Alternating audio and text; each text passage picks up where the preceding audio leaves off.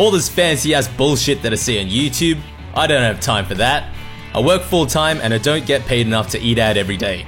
And when I do eat out, they always give me a piss poor serving size of shit food packed with cheap calories. So here's my channel. I cook things that are easy, cheap, bold, and healthier than what you can find outside. My name is Chi, and I'm a bad chef. Now, by no means am I going to pretend that I'm actually a good cook, but I did go from cremating eggs to making things that were more or less edible. So in this episode, I'm going to give you the sort of pointers that helped me go from 0 to, well, slightly above 0, but I hope it could help you too. So here's how to get good at cooking shit. First things first, cooking should never be this steep, intimidating learning curve. Restaurants want you to think that you can't do what they do because that's how they keep all of their business, when in fact, you can.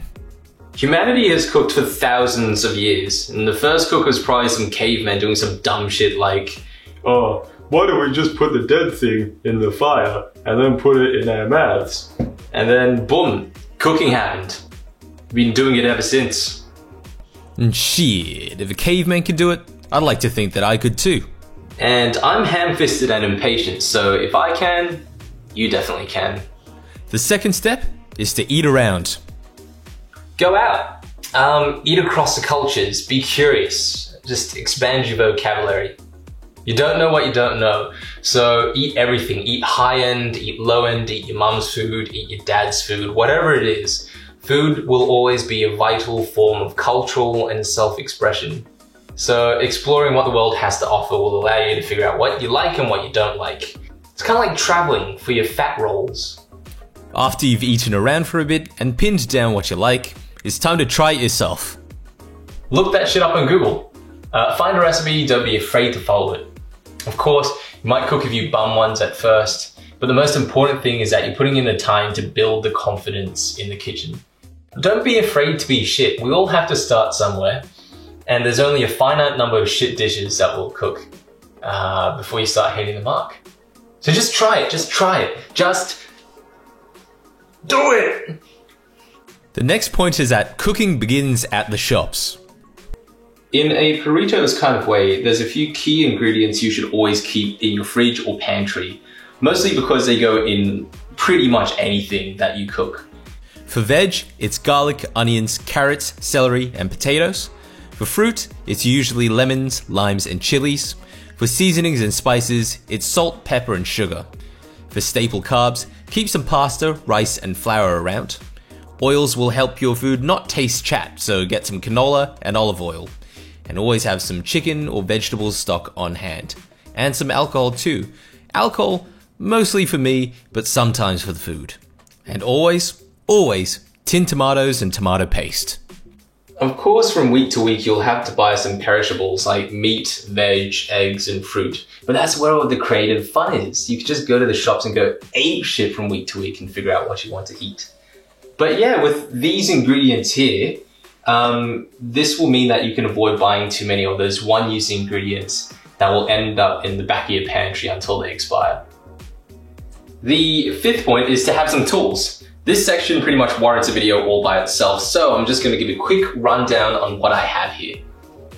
This will include a good chef's knife and steel, a stove, preferably gas, a chunky butcher's block, a good set of pots and pans, preferably oven safe, and a few other bits and bobs like a good spatula, long ass chopsticks, tongs, garlic press, and a bell grater.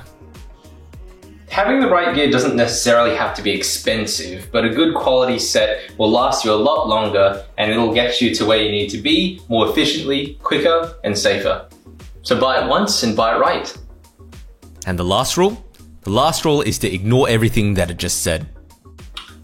Much like how there's no correct way to listen to music, cooking is similar in the sense that it's tailored to whoever's cooking it. Of course, there are techniques, but the joy in cooking is that you can fuck around as much as you want and experiment to extract the most amount of satisfaction out of basically what is controlled pyromania. So play around. If you want it to be veggie, shit, make it veggie. If you want it to be 80% garlic, my dude, go right ahead. If you want to mix ketchup in with your ice cream, I mean, it's a bit weird, but this isn't a dictatorship. and I'm not here to kink shame your life choices. So go at your own pace. Reach whatever heights you feel like reaching, because the world is your oyster.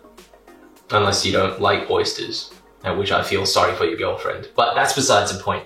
I just hope that my advice for this episode has helped you. Just to prove my point, today I'm gonna make something that's vegetarian, 80% garlic, using nothing but the staple ingredients that I mentioned before, all in under 10 minutes. You ready? Let's go, let's do it. This one's super simple, it's like 4 ingredients. So it's pasta, just whatever type that you have lying about. Garlic, lemons, olive oil, and because I like the taste, an optional chili. Plus salt and pepper to taste. So, cook the pasta in salted boiling water. While that's going, skin the garlic by giving it a bit of a bash, then chop it roughly. Chop too small and they'll burn easier, so don't be too precious about it.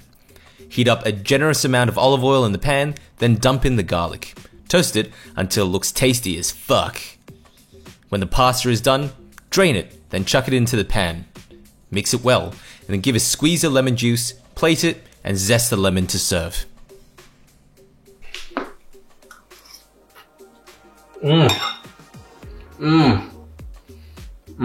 My god. How good is this? I mean, the flavors are predictable, of course, but it's kind of like garlic bread, you know?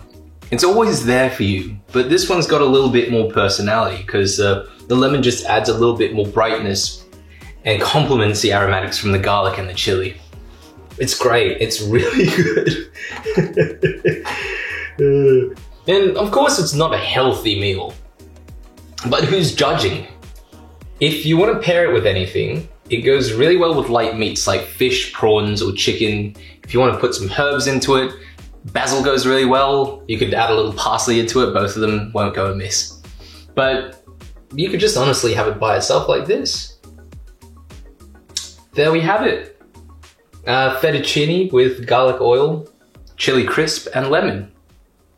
Done.